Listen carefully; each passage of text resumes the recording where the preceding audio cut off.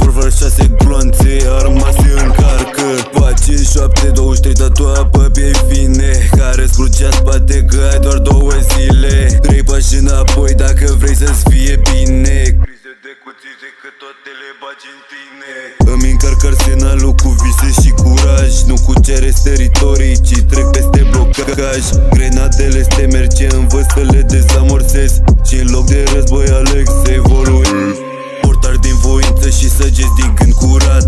Țintesc doar spre mine, spre ce am de reparat. Că cea mai grea bătălie nu-i cu alții, știi, ci liniștea pe care înveți să ți-o câștigi.